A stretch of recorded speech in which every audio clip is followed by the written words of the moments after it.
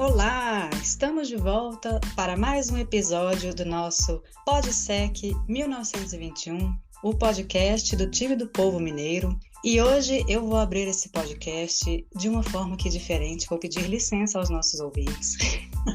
Eu queria fazer um pedido público de desculpas aqui, porque todo final de episódio eu despeço do Juan dizendo obrigada pela participação. E o Juan, ele não é só um participante desse podcast, porque parecendo que o podcast é meu e ele é meu convidado. E o Juan, ele é muito mais do que isso, ele é meu parceiro de podcast. A gente está construindo esse podcast juntos, né? Então fica aqui, Juan, meu pedido de desculpas. Não foi com a intenção, né? A palavra que eu usava era errada, então realmente vale aqui dizer isso, deixar claro para todo mundo, né, que a gente constrói esse programa juntos. Eu não sou dona de nada aqui, sozinha. E é isso. Então, seja bem-vindo, Juan, meu parceiro de podcast. Valeu, Ju, valeu. É parceria, galera, mas eu tenho que andar na linha aqui, senão ela me manda embora. Mas, demito todo mundo, inclusive eu mesma. Bom, gente, então esse episódio a gente vai falar sobre a segunda rodada do Campeonato Brasileiro, Cruzeiro e Brusque, com uma vitória do Cruzeiro. Eu brinquei aqui com o Juan que é a vitória do UFA. Primeira rodada, né, foi uma derrota difícil pela forma como o Cruzeiro jogou, né, uma derrota para o Bahia, fora de casa. E nessa última terça-feira, no Mineirão, o Cruzeiro conseguiu ali 1-0 e espero que seja uma vitória do alívio, né, para voltar o time que estava jogando tão bem e tirar essa pressão ali de cima dos jogadores. Então, gente, como já é de praxe, eu vou fazer uma reclamação antes da gente começar a falar sobre o jogo, porque é um ponto que, assim, me deixa extremamente... me tira do sério, sabe? No último episódio, eu reclamei da Federação Mineira, que exagerou muito, né, nos preços da final lá do Campeonato Mineiro, e nesse jogo, né, primeiro jogo do Cruzeiro em casa, o Cruzeiro vai e faz a mesma coisa. O ingresso mais barato a R$60 é para, não sei, sabe? Não sei que realidade que essas pessoas vivem. Eu não vou falar muito sobre isso agora, porque eu vou dar um spoiler aqui. Nós vamos fazer um episódio especial futuramente sobre o sócio torcedor e essa política de preço de ingressos. Já fiquem sabendo que isso vai acontecer. E o Juan também tem um ponto aqui que ele gostaria de dizer, porque ele foi ao Mineirão ontem. Ju, entrando das reclamações, né, nessa pauta das reclamações, é algo que vem incomodando há muito tempo, né, desde quando teve o retorno do Mineirão, é algo que já acontecia antes, mas assim, a Minas Arenas é muito incompetente na hora de administrar as entradas dos torcedores do Mineirão, sabe? Muito incompetente. Era ruim antes, e depois voltou da pandemia, tá pior. E eu fui em alguns jogos já. Fui em jogos com público muito grande, fui em jogos com público pequeno, e em todos os jogos teve problema. Até na final do Mineiro Feminino, que a carga de ingresso foi muito baixa, eu acho que não deu nem 10 mil pessoas, foi acho que coisa de 5 mil. Eles tiveram fila para entrar, tiveram problema, tiveram que liberar a catraca, algo que acontece tanto na torcida do Cruzeiro quanto na torcida do Atlético. Só que o problema é que o torcedor fica numa onda de querer a discussãozinha de Twitter ali e tal, e deixa uma empresa privada fuder a gente enquanto eles têm um contrato criminoso com o Estado. Então, assim, é muito ruim a administração dos caras, os caras não sabem fazer isso. Eu fico assustado como que não tem nenhum meio de comunicação para chegar, botar um repórter do lado de fora com um celular, filmar a entrada para mostrar que a gente fica parecendo um tanto de gado indo pro abate. E várias vezes a catraca ela é liberada porque a Minas Arena não tem competência para gerir essa fila, para criar um outro organismo ali para fazer as pessoas entrarem. Eu entrava no estádio, quando eu era adolescente, 5 minutos antes do jogo começar, com árvore no meio de estacionamento e tudo mais. Eu já falei isso aqui, eu acho que algumas vezes. Nunca tive problema. Hoje eu tô chegando ao ponto de entrar no estádio 40 minutos antes do jogo e mesmo assim eu enfrento uma fila que começa na escada da catraca ali, aquela catraca ali mais próxima do inferior. Ela começa na escada. A fila começou na escada quando eu cheguei. Tinha 40 minutos ainda para o jogo começar. Então, é isso. Os caras são muito incompetentes e eu fico espantado, assim, né? A gente pode imaginar o porquê que a imprensa não faz nada, não fala nada, mas a gente não tem como provar, infelizmente.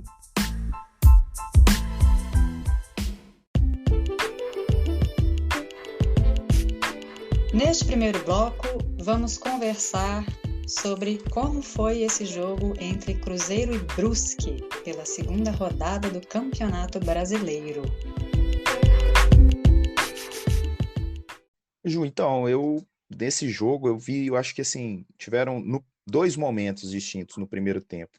Eu acho que teve um jogo ali, até os 35 mais ou menos, eu não me recordo de ter olhado certinho no cronômetro do Mineirão, esse ponto de mudança, mas eu acho que tiveram dois jogos, né, até os 35 e depois ali, outro jogo que foi esse final do primeiro tempo também foi algo mais parecido com o segundo tempo, o resto do segundo tempo, que eu achei assim, né. Esses primeiros minutos, eles já mostraram um pouquinho o que eu acho que todo mundo imaginou que seria o jogo, né. O Brusque com uma postura extremamente defensiva, marcando muito, num bloco muito baixo, o Cruzeiro tendo a bola, tentando criar as ações. Resumindo, é isso. Mas aí, assim, os detalhes do que foi feito é que talvez sejam os problemas do Cruzeiro e as vantagens que o Brusque conseguiu criar para depois, no segundo tempo, até ter um pouquinho mais de domínio do jogo. Eu estava reparando que em alguns momentos o Brusque estava baixando os dois homens de frente ali, os dois meias ou extremos ali, que fariam aquela linha de quatro do meio, acompanhando os laterais do Cruzeiro. O Cruzeiro abriu uma linha de três nesse jogo, o William Oliveira entrou entre os zagueiros, os dois laterais avançavam, fazendo uma espécie de 3-4-3, e aí o Brusque baixava dois jogadores das suas linhas de frente para acompanhar esses caras e fazia uma linha de seis em alguns momentos. A gente via uma linha de seis. Ficava um 6-3-1 ali. E onde que estava o espaço que o Cruzeiro por muito tempo demorou a encontrar? O espaço, se você traçar uma linha da grande área ali, o final da grande área, até a outra grande área, estava mais ou menos naquela região, entre o corredor lateral e o corredor central. Eu estava identificando esse espaço ali para poder jogar. Por isso que o Cruzeiro, eu acho que atacou até mais pelo lado direito no jogo, porque o Rômulo, ele é um jogador que ele conseguiu ler esse espaço e ele tem uma leitura de entrar por dentro. Ele entrava por dentro, fazia algumas triangulações, o Oliveira conseguia achar esses passes com mais qualidade ali para dentro do corredor direito, e aí tinha as triangulações do Vitor Leque, do Rômulo, de algum meia que caía para o lado de lá, o Neto Moura, que foi bem. Já do lado esquerdo, o Rafael Santos, ele ficava sempre aberto, sempre a opção aberta. E o jogo dele ficava num jogo muito de força. O Rodolfo aproveitava pouco esse espaço ali do jogo para dar uma opção entre os corredores. A bola pouco entrava lá. Quando entrava no Rafael Santos, ia para um jogo mais de força, um cruzamento direto e tudo mais. A gente até criou algumas chances ali. Se a gente pegar os melhores momentos, a gente vai ver a maioria das chances do melhor momento tá desse lado, mas assim, tiveram várias chances que o Cruzeiro criou pelo lado direito, de triangular, entra na área, um cruzamento que a bola passa e ninguém ataca, ou uma bola que a gente chega no último terço e aí um erro de tomada de decisão ou a falta de alguém para fazer uma situação de finalização, enfim. O jogo aconteceu mais pelo lado direito. A gente até consegue ver pelas estatísticas aqui no iScout de perdas de bola pelo lado do campo, de ações criadas, enfim. Pois é, Juan, esse bloco baixo do Brusque, né, assim, ele com todo mundo atrás da linha da bola praticamente, isso fez até com que os dois zagueiros do Cruzeiro estivessem participando muito dessa construção nossa, né, assim, você vê às vezes o Oliveira, ele estava quase perto da grande área, às vezes ali fazendo um pivô, tentando chegar, o Brock idem, né, com os passes que ele tem de ruptura também, porque vai ser isso, né, a Série B não vai ser diferente disso. Os outros anos acontecia a mesma coisa, os times muito fechados, que dão a bola para o Cruzeiro, fala aí, se vira, né. Felizmente, eu acho assim, com esse modelo de jogo que nós temos hoje, mesmo que a gente não faça bons jogos, às vezes, o time consegue sim criar espaços e entrar. Eu acho que o Cruzeiro até usou bem os corredores laterais ontem, sabe? Assim, você falou desses cruzamentos na área, a bola do Vitor Leque, que o Edu, né, finalizou e foi para fora, se a bola vai com aquela curva vindo por dentro, né, vindo para dentro, na verdade, eu acho que o Edu conseguia finalizar mais inteiro, ele talvez conseguisse até fazer o gol. O Rafael Santos também tem uma precisão muito melhor, Só que ontem a gente estava sem um meia, né? Faltou, acho que fez falta ali para a gente um jogador com uma qualidade, com um passe diferenciado. Mesmo que você tenha falado, né? O Neto Moura, eu também gostei da atuação dele ontem. Achei que, inclusive no iScout, tem lá que ele tem dois passes chaves, né? Assim, ele deu. Você vê que o cara tem qualidade de passe, assim, tem uma visão de jogo boa. Eu gostei dele também. Ele soube se posicionar bem ali entre linhas ali, no corredor central. E muitas das chances que a gente quase criou no primeiro tempo, né? Que depois no último passe ali a gente errava, às vezes começava com ele ali, com algum passe mais diferente dele, né? Ele já mostrou que ele realmente pode nos ajudar se ele atingir uma forma que sustente o jogo todo, né? Que aí eu acho que é um outro problema desse jogo, né? Que é a outra metade do primeiro tempo, né? Os 35 para frente ali, mais ou menos. O time ele já começou a demonstrar sinais de cansaço para mim, lá do Mineirão, no primeiro tempo. Entendeu? Assim, alguns problemas que já vinham acontecendo, eles começaram a ficar mais fortes. O Cruzeiro estava tendo, em alguns momentos, pouco ataque ao espaço, um para um ofensivo nosso não tá bacana, né? Porque fica dependendo muito das peças individuais, é claro, né? E a gente ainda teve uma perda muito grande essa semana. Então, assim, quando o time cansou ainda, a gente vinha em alguns momentos, quando o clube ia fazer, o Cruzeiro ia fazer um ataque rápido ou um contra-ataque, o jogador conduzia a bola, esperava algum jogador oferecer uma linha de passe, fazer um sprint de ruptura nas costas da defesa, fazer um movimento em velocidade, e muitas vezes os caras não faziam, ou ficava esperando uma bola no pé, não gerava essa opção para o cara dar a bola. Aí gera uma impaciência, porque esse cara da bola não toca para ninguém, porque ele está procurando uma opção e não tem. Muitas vezes a opção, quem vai criar, vão ser os jogadores ao redor. É claro que o jogador com bola pode criar, é o que a gente falou, tem um para um ofensivo. Mas hoje no futebol mundial são poucos os jogadores que têm um bom para um ofensivo. Todos os clubes estão procurando esses caras, né? E hoje, infelizmente, a gente não tem. É um dos problemas que ficou muito evidente no Cruzeiro, né? A gente está sentindo falta muito grande de jogadores mais à frente e jogadores de meio campo, né? Já ficou muito evidente no decorrer do ano que treinador a gente tem, o cara consegue aplicar um modelo de jogo no time, o time sabe o que fazer na saída de bola, na segunda fase de construção, as transições, o bloco alto na hora de marcar, enfim, sabe minimamente o que fazer. A função do treinador é basicamente essa, ajudar os jogadores a terem ferramentas para jogar o jogo, né? Agora, a outra parte, não tem como ele fazer, né? Pô, o cara consegue fazer a bola chegar com mecanismos do goleiro, sair do goleiro e chegar lá no ataque, com várias triangulações, igual a gente já comentou, pelo lado direito, pelo lado esquerdo, os corredores, bola entra para a área, mas aí na hora de fazer um cruzamento, o cara não coloca uma curva no cruzamento, o jogador tem que atacar um espaço, a primeira trave, por exemplo, vai na segunda trave, toma uma decisão errada, o jogador que tem que finalizar não finaliza e tenta tocar porque não tem uma qualidade boa de finalização, que falta muito nos jogadores. Então, ficou muito evidente que realmente são as peças individuais. E a gente espera que essas que estão sendo inscritas no BID nos últimos dias sejam essas peças que possam fazer o jogo do Cruzeiro crescer novamente.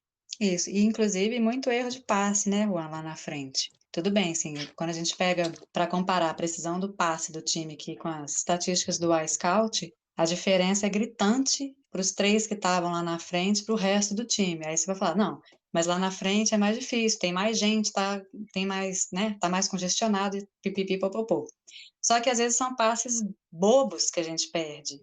E a precisão, ó, vou só para vocês terem noção. Rodolfo, 53%. Vitor Leque, 58%. Joseph, 60%. Edu, 63%. O único que tem mais de 80, quase 90% é o Vagninho, que, na minha opinião, entrou bem, mas, né, a gente vai falar mais pra frente quando chegar no segundo tempo. E é um ponto também, né, Ju, que a gente pode, por mais que seja posição diferente, né, é mais fácil lá atrás realmente você ter uma precisão maior, É, quando a gente compara esses jogadores com eles mesmos, né? Se a gente fizer essa mesma comparação estatística desses jogadores com outros jogos, com certeza eles têm números melhores, né? eu dei uma olhada nisso. em outros jogos, assim, e esse foi o pior. Uhum. Pior assim, né, eu dei uma olhada, não anotei, mas, né, eu quis comparar o Cruzeiro com ele mesmo também. Sim, perfeito. Comparei inclusive até contra porque a gente está falando aqui da qualidade técnica, comparei Uhum. inclusive com os jogadores do Atlético, que têm qualidade técnica muito maior do que a nossa e é muito diferente, assim, essa precisão desse passe. Reforça um pouquinho, né, esse ponto, né, essa necessidade nossa do último terço ali, dos jogadores mais qualificados ali, meias e atacante. E aí, com relação ao Brusque, ô Ju, nesses 35 para frente ali, foi o momento que o Brusque começou a gostar um pouquinho mais do jogo, que era também ocupar o campo de ataque do Cruzeiro em alguns momentos. No primeiro tempo ainda não ficou tão evidente assim, mas ele já estava começando a ocupar um pouco o campo de ataque e a criar algumas situações.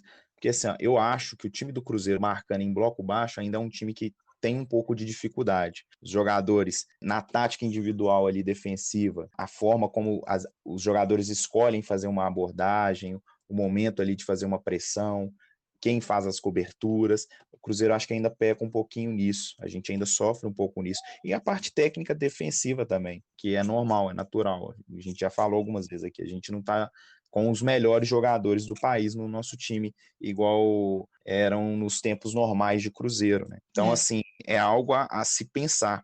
Juan, eu concordo e eu achei inclusive em vários momentos, os jogadores batendo cabeça ali, sabe, assim, se embolando. Às vezes vinham 2 jogadores para fazer uma marcação, conseguia tirar a bola, mas um batia no outro e a bola sobrava para o Brusque, assim, eu parei assim, não vou falar vários, porque também seria um exagero, né, mas em alguns momentos ficou muito marcante para mim, assim, essa embolada que estava dando. Às vezes via muito afobado também, eu estava achando, para tirar essa bola, sabe? Porque eu sei que uma das características do modelo do Pesolano é recuperar a bola rápido. Só que às vezes você vem tão afobado que basta o jogador adversário, ou às vezes dá uma adiantada com a bola para frente que o cara já passa direto, sabe? Tira muito fácil, eu estava achando. O Ju, entrando no segundo tempo, aí então que eu acho que foi o tempo que assim o Cruzeiro acabou sofrendo um pouco mais, né? Mesmo a gente tendo feito o gol, garantido a vitória, eu senti que o Brusque teve mais perto de fazer o gol em alguns momentos do que a gente. Por mais que o Brusque não tenha criado chances claras, né? Eu já tinha tido essa impressão no estádio, mas depois vendo os melhores momentos ficou bem claro mesmo que o Brusque realmente não criou, mas ele nos fazia ficar mais tempo do que a gente está habituado com esse Cruzeiro no campo de defesa, né? Que a gente olhando as estatísticas aqui, por exemplo, de posse de bola, né? No primeiro tempo, a gente chega a bater 78% entre o minuto 15 e 30 ali mais ou menos, né? No segundo tempo, a gente sempre está abaixo dos 60, e no final do jogo a gente até troca um pouquinho de posse de quem estava tendo mais posse, né? Para 45 e o Brusque com 55. É claro que é natural também, fizemos o gol, tivemos que recuar. Mas antes disso, a nossa posse já não era tão forte quanto a gente tem tido o costume de ver nos jogos do Cruzeiro. E uma mudança que eles fizeram, que eu acho que pode ser a chave disso, eles, ao invés de fazerem uma linha de 6, eles estavam fazendo uma linha de 5. Eu senti isso. E o jogador que não abaixava mais, que ele ficava na linha dos meias, eles passaram de um 6-3-1 para um 5-4-1, era o jogador que marcava o Rômulo, descia marcando o Rômulo. O time do Brusque começou a dar mais liberdade para o Rômulo. Tanto que no começo do tempo a gente até vê que o Brock tem essa leitura, faz umas bolas longas para ele, só que o Rômulo lá na frente, talvez até essa seja a leitura do Brusque, ele tem muita dificuldade de fazer alguma coisa, de ser criativo, e ele não consegue criar alguma jogada, né? Eu até pensei que ele poderia ter. O Pesolano faz uma troca aos 5 minutos, né? Já coloca o Josefer e o Adriano, ou o Josefer, não sei. E eu achei que talvez o Josefer podia ser esse cara aberto na ponta, o Rômulo por dentro, porque ele já é um jogador mais inteligente, mas ele insiste com o Rômulo muito aberto. Eu senti falta dessa leitura de talvez trazer o Rômulo por dentro ali, com o Josefer aberto, para a gente continuar aproveitando essas inversões longas. Mas por conta disso, a gente passa, ao invés de atacar mais pelo lado direito, a atacar mais pelo lado esquerdo. O Rodolfo, que não estava fazendo uma partida boa, mas também não era uma horrível, não era uma ruim, nesse segundo tempo já faz uma partida bem apagada, assim, não consegue aparecer muito, né? A gente só vai começar a conseguir fazer algumas ações quando entra o Vagninho, que entrou bem também, né? Assim como o Adriano também, que entrou muito bem. Sim. comentando sobre as alterações, que eu acho que é importante até a gente fazer um retorno, assim, porque a gente teve algumas estreias no jogo, né? Além do Neto Moura e do Rodolfo, o Mitkov também jogou como titular, né? Mas quem estreou foi o Neto Moura e o Rodolfo. O Neto Moura, eu já gostei da partida dele, acho que ele mostrou que pode nos ajudar. O Rodolfo eu já achei um pouquinho preocupante, assim, eu já achei um jogador que, a meu ver, tá fora de forma. E aí eu não estou nem falando de aparência física e tudo mais, né, que a gente até conversou disso em off, mas assim, fora de forma é o quê? Com as valências do futebol para poder praticar o jogo que o Cruzeiro pede hoje. Eu acho que ele está fora de forma. Se ele não tiver fora, e na verdade eu torço para que ele esteja fora de forma, porque se ele tiver em forma e a forma dele for essa, ele não vai nos ajudar. Muito provavelmente ele não vai nos ajudar, ele vai precisar, enfim, não vai conseguir nos ajudar com essa forma que ele tá, sabe? Já o Neto Moura, eu acho que assim, ele precisa assim, conseguir ganhar um pouquinho mais de caixa para sustentar o jogo, suportar a forma como o Cruzeiro joga, e aí sim eu acho que ele pode contribuir bastante. O Mitkov entra um pouquinho naquela questão da base que a gente fala, tem que ter paciência. Eu não acho que ele fez uma boa partida, ele fez boas ações, fez ações ruins, alguns erros de passe exagerado, algumas tomadas de decisões ruins, assim, mas é um jogador de base, né? E a gente sempre fala, pô, jogador de base não adianta. A gente tinha um cara diferente, mas agora os que a gente tem são jogadores normais. Então é aquela paciência natural que tem que ter, dar tempo ao tempo, evitar isso de ficar vaiando, igual alguns torcedores ali vaiaram o Leque quando saiu. Isso não vai agregar em nada, não vai fazer diferença nenhuma agora, sabe? O cara tem 20 anos de idade, pô, calma. Torcida, a grande maioria da torcida também depois apoiou para abafar essas vaias. Vai e E, aparece muito. Às vezes é uma pessoa vaiando, parece que é um. Mas eu ouvi, assim, exato, pela televisão, eu vi que realmente tinha. Gente, é o que a gente tem, né? Não adianta ficar jogando mais peso ainda em cima do cara. Tô falando que precisa colocar num pedestal mesmo, né? Tem coisa que perfeito. eu também não entendo, não. E aí, assim, né, dando sequência no que foi o segundo tempo, né, eu acho que aí ficou mais evidente ainda a ausência dos jogadores de frente, né? O Edu muito sobrecarregado. Se essas contratações que chegaram agora não forem muito assertivas, vai ficar muito evidente que o Cruzeiro cometeu um erro lá atrás, quando vendeu o Thiago. Eu acho que o Edu, ele vem numa queda de rendimento, por incrível que pareça, por mais que ele tenha feito 2 gols nos últimos 3 jogos, foram 3 jogos que eu acho que ele jogou abaixo dos melhores momentos dele na temporada, porque eu tô sentindo que ele já tá muito cansado. E os melhores momentos que a gente viu dele na temporada era quando ele tinha uma alternância com o Thiago. Em alguns jogos ele podia esperar um pouquinho, alguns jogos ele entrava, alguns jogos ele era substituído. Hoje em dia ele nem substituído é. Tá fazendo tá fazendo falta, né? Tiveram vários lances no jogo que ele erra e que dá para ver um certo cansaço. O lance do gol mesmo, né? Ele primeiro erra, depois ele faz um gol, que é o de Edu, né? Ô, Juan, só para É, ilustrar isso que você está falando do Edu, para a gente ter noção, assim, com números, né? O número de perda de posse do Edu ontem foi 17. Foi o jogador que mais teve perda de posse de bola. E nos últimos 5 jogos, essa média foi de 9,6. Então, para você ver o tanto que ontem foi acima da média essa queda, né, dele. Por exemplo, não estava gostando da partida do Edu. Claro, né, que assim, o cara, se sobrar a bola ali dentro da área para ele vai guardar porque ele se entrega, ele entrega até o que ele não tem. O cara acho que tá com lesão no adutor, pelo que ele falou. Espero que não seja grave, mas é realmente preocupante, assim, a gente perder um jogador como o Thiago ali, demorar para repor e vamos torcer para que esses que vieram agora consigam suprir essa falta que a gente ficou de um centroavante. e aí, assim, o segundo tempo vai assim. O Brusque, eu fiquei com a sensação que o Brusque era um pouco mais perigoso, mas também não conseguia criar chances claras. O Cruzeiro muito nervoso, mais uma vez, muito nervoso, e tendo muita dificuldade de validar as bolas que chegavam no último terço e criar alguma chance. Só que aí, até que no finalzinho do jogo, num ataque rápido, uma jogada que inicia com o Rafael Cabral, é muito importante reforçar com quem inicia a jogada.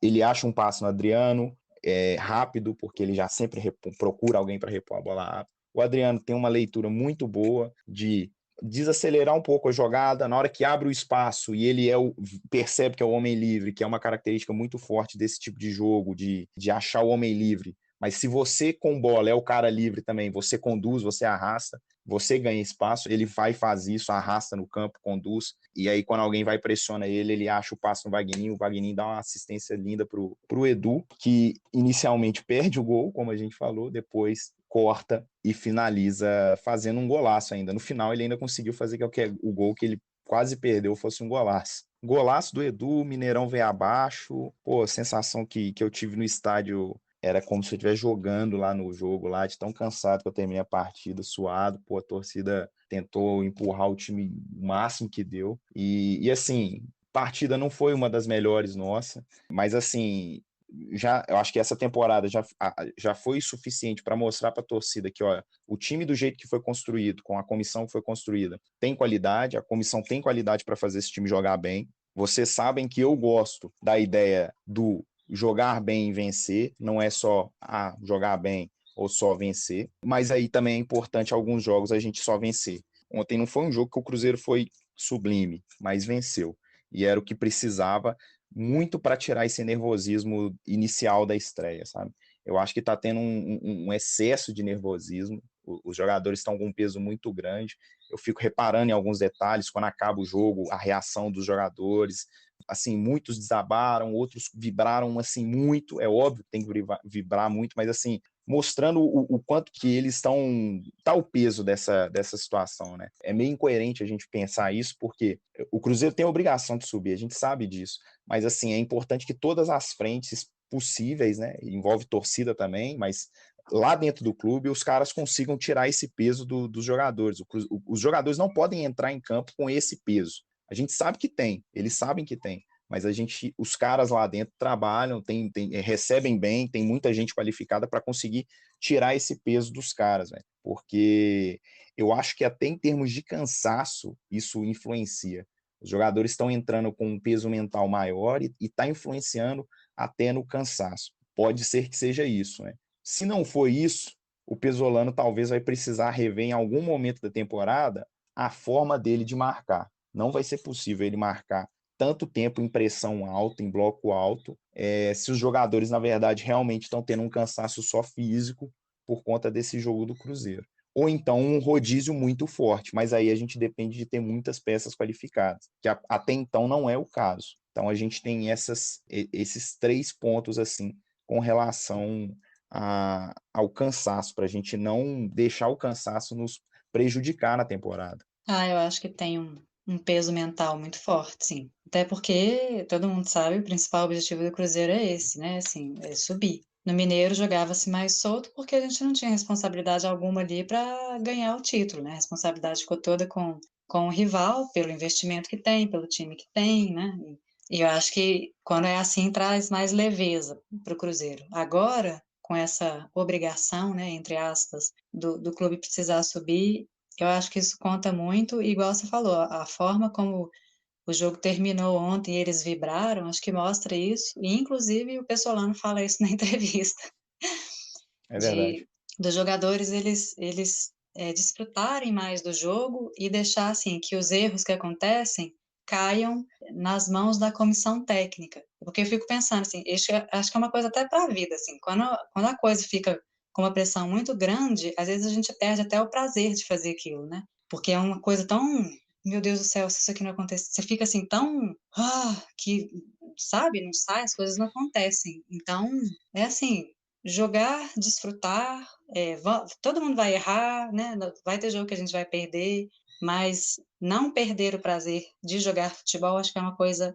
essencial. E olha que eu falo isso por experiência própria. Nunca fui profissional, mas o dia que eu perdi o prazer de treinar, aquilo para mim foi o fim. Acho que passa muito por esse ponto e eu espero que essa vitória tenha colocado aí um ponto final nessa tensão que ficou.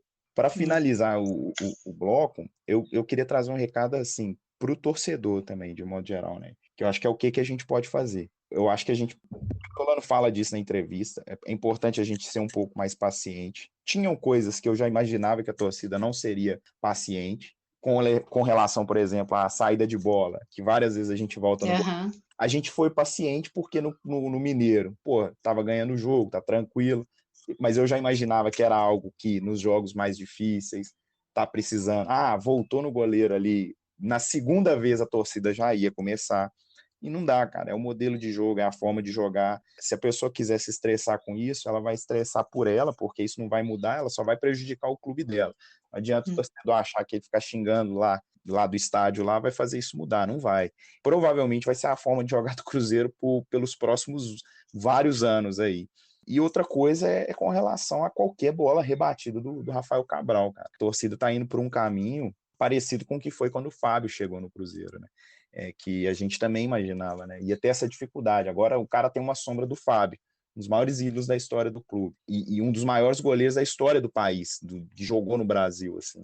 Ele é um grande goleiro, a gente não vai ter um goleiro desse nível tão cedo. E não adianta. Aí a torcida fala, não, o Denivis que tinha que ser o titular. Vocês iriam fazer as mesmas coisas com o Denivis, porque ele também vai espalmar a bola, ele também vai falhar, ele também vai ficar mal posicionado, assim como o Fábio ficou, assim como o Dida ficou, assim como o Raul, o Gomes ficaram. Então, assim, é um caminho muito ruim que a gente pode ir. O torcedor que quer ir por esse caminho, ele só tem a perder, né, e a prejudicar o clube, né.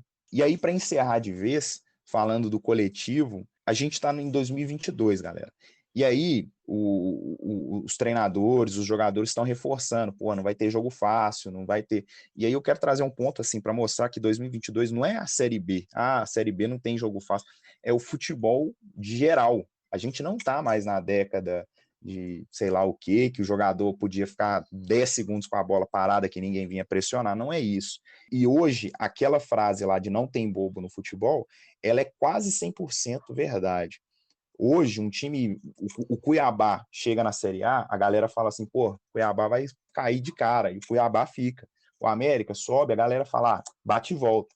O América fica e vai para Libertadores. Hoje, o Grêmio, o Vasco, o Cruzeiro estão na Série B, 3 times. Isso aí era inimaginável no passado. E o O Bahia, e o Sport. Exato, é porque eu falei os três gigantes, mas também tem outros muito grandes que estão na Série B, assim, sabe? E clubes pequenos que estão lá, porra, Libertadores, vai, clubes sem expressão nenhuma, às vezes, igual o Red Bull Bragantino, tá se criando agora, pô, tinha a história do Bragantino antes, o Bragantino tradicional e tal, mas, pô, Red Bull Bragantino é um clube novo, tá se criando por conta de dinheiro, enfim. Além disso, tem a questão da tecnologia, tem a questão da informação. Hoje em dia, só é bobo no futebol quem quer. Os jogadores têm acesso à informação, as comissões, todas as pessoas envolvidas, os dirigentes, têm muito acesso à informação. Então, o futebol hoje evoluiu muito. Não tem jogo fácil. Nenhum jogo é fácil. A gente tem uma Copa do Brasil que na segunda rodada, mais de 20 clubes entre Série A e B, eu acho, mais de 15 clubes provavelmente entre Série A e B, já estão eliminados. Então, assim, não tem jogo fácil, não é todo jogo que vai ser goleada, ainda mais na situação que a gente está. O bobo no futebol, que é o único caso hoje, na verdade, é a pessoa que acha, que acredita que o time dele vai golear todo jogo, que não vai. Não vai ser assim. É, Esse é o único bobo que tem no futebol. isso aí, ó. Antes que a gente esqueça, pessoal, a Ju tem que escolher o melhor em campo também da partida. Que eu já estava esquecendo aqui, né? A gente não pode deixar passar. Então, ô, Ju, qual que é a sua escolha de melhor em campo? E eu achei difícil fazer essa escolha pelo jogo que o Cruzeiro fez, né? Mas eu vou escolher o Vagninho só porque ele foi muito criticado e com toda a razão nesses últimos jogos. Mas eu acho que ele fez uma boa partida ontem, apesar de ter jogado apenas 33 minutos. Mas entrou com muita intensidade e deu um passe maravilhoso para o Edu, que nos deu o gol da vitória. Então, meu voto é dele. Boa. Essa votação de melhor em campo faz até a gente ver, às vezes, como que tá tendo essa falta de um jogador diferente ali na frente, né?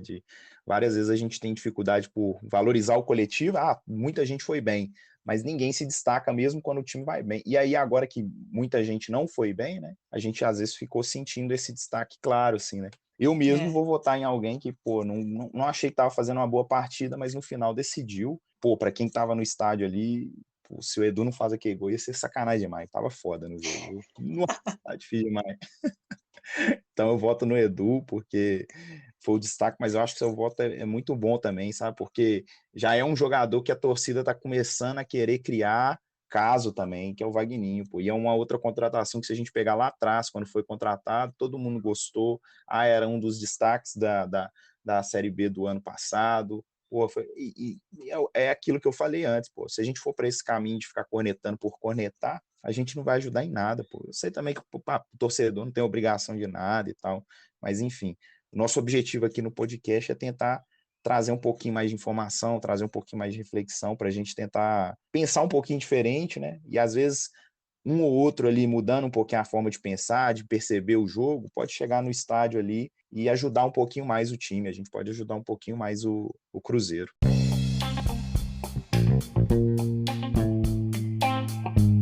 Neste segundo bloco, nós vamos falar um pouquinho sobre toda essa situação envolvendo o jogador Vitor Roque.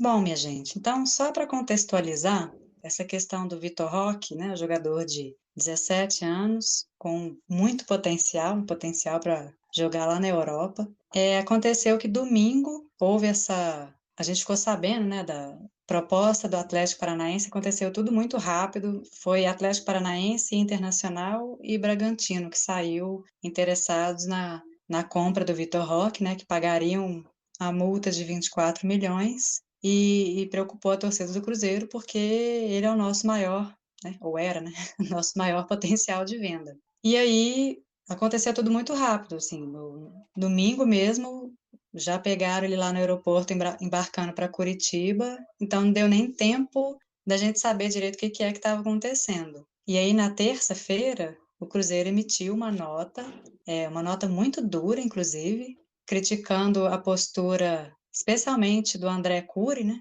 E também sobrou críticas para o Alexandre Matos e para o Atlético Paranaense, né? O Cruzeiro diz que tem que fez uma proposta para o Vitor Roque, que não aceitou, então que o valor da multa é muito maior do que o que foi pago pelo Atlético Paranaense, que, aliás, o que ainda não foi pago, né? Porque o Cruzeiro disse que não tem dinheiro nenhum na conta. E aí nós vamos colocar aqui alguns pontos que a gente acha que poderiam ter sido feitos antes, né, dessa confusão toda. Ô, Ju, então, essa situação, eu quero dar meu ponto de vista, muito mais pensando também no futuro, né? Porque da forma como tá hoje, as coisas já não voltam mais, né? No sentido de o Roque jogar no Cruzeiro, né? Já teve a rescisão publicada, já tá jogando já tá com o contrato dele ativado lá no Atlético Paranaense, enfim, as coisas que podem acontecer daqui para frente vai envolver questões jurídicas Só e um porém aqui, Juan. Ele entrou no bid, aliás, o contrato dele teve rescisão com uma liminar, né? Se o Cruzeiro conseguir isso. cassar, essa liminar cai, e aí, enfim, é uma bela É, de uma confusão, sim. né? São coisas que ainda vão ser resolvidas juridicamente, né? Mas É, assim, o meu ponto aqui, a minha preocupação são coisas para o futuro, para o Cruzeiro rever práticas para tentar preservar e proteger mais a instituição, né? E eu acho que assim, a partir das informações que a gente tem, que é claro que a gente não tem todas as informações, então a gente só consegue falar com base em algumas poucas informações que vão surgindo, né? Eu acho que o Cruzeiro já começa errando. Lá atrás com o Sérgio, na hora de renovar o contrato, o valor de salário proposto é muito baixo. A gente vê um áudio do Sérgio justificando essa forma como ele renovou o contrato, que mostra uma falta de prospecção, de qualidade de prospecção de talentos muito grande e falta de pessoas também que têm um convívio maior na base. Por que eu falo isso? Porque eu trabalhei no América, eu já conheci o Vitor Roque de antes, e lá era muito claro, assim, entre todas as pessoas mais técnicas, assim, o potencial que esse cara tinha, né? Então, assim, o Cruzeiro já tinha que ter identificado isso, não pode comparar nunca com os jogadores que eles compararam ali na hora de não renovar, jogar para o acaso ali, o Judivan. O caso do Judivan geral, é um caso atípico. A gente vê vários outros jogadores de base aí que foram vendas milionárias para os outros clubes aí no país nos últimos anos, assim. Provavelmente o Vitor Roque, ele vai entrar nesse hall de jogadores, assim, com uma venda muito cara, assim. Se não entrar, galera, é importante ressaltar que, assim, ele tem potencial para entrar, tá? Vai depender também de outros contextos, depende do clube trabalhar ele, do clube dar condições para ele continuar evoluindo, mostrar o bom futebol, e a gente hoje tinha condições de fazer isso por ele, para fazer ele continuar evoluindo dentro de uma comissão técnica, enfim, de qualidade a comissão. Com relação à gestão atual, eu acho que faltou um pouquinho eu sinto que faltou um pouquinho de maldade, assim. Quando ele jogou naquele primeiro clássico, a primeira coisa que eu pensei foi, pô, o Cruzeiro tá protegido, aí eu fui procurar, pesquisar, aí só tinha notícia dessa cláusula de 300 milhões de euros. E depois a gente veio descobrir que essa cláusula só valia para o futebol internacional. Na época eu fiquei tranquilo, aí nesse domingo eu fiquei sabendo que tinha essa outra cláusula para o futebol nacional, né?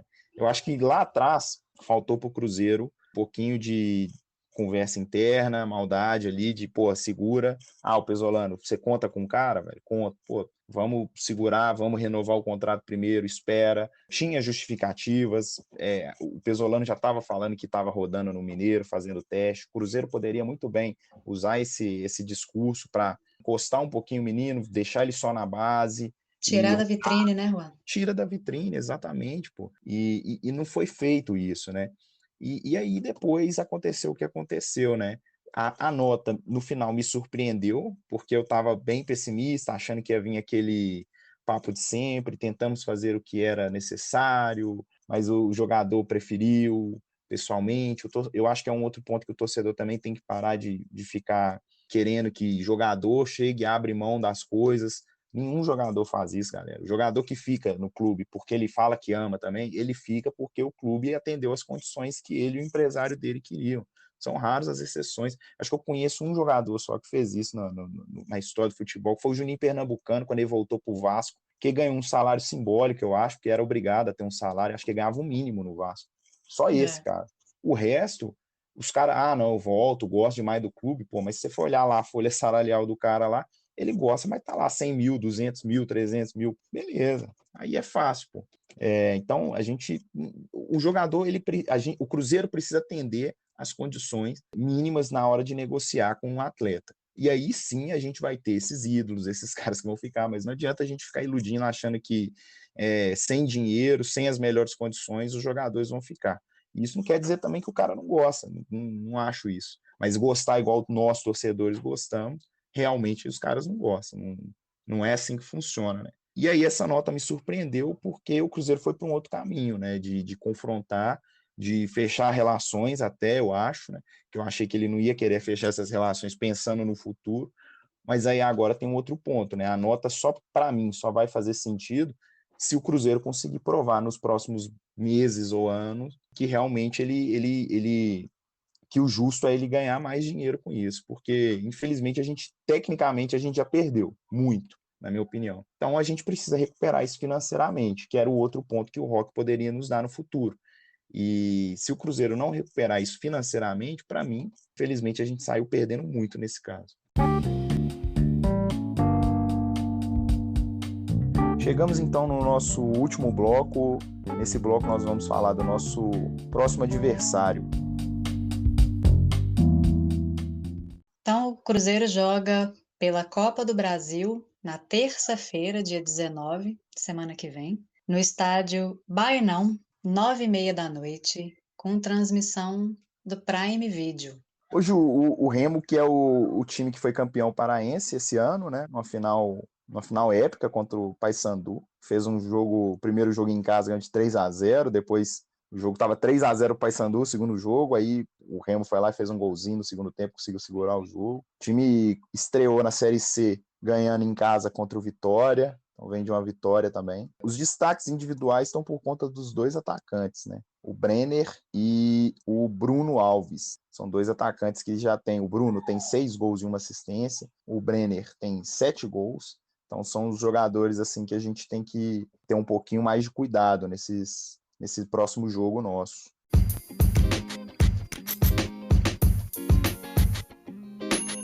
Chegamos ao fim de mais um episódio. Gostaria aqui de pedir para que vocês seguissem as nossas redes. @podsec1921, tudo junto. Estamos lá no Instagram, no YouTube, no Twitter e daqui a pouco teremos novidades. Então segue a gente lá que vocês vão gostar. Espero que vocês tenham curtido esse episódio. Juan, um abraço para você, meu parceiro, muito obrigada e até o próximo. Valeu, Ju, valeu. Até a próxima.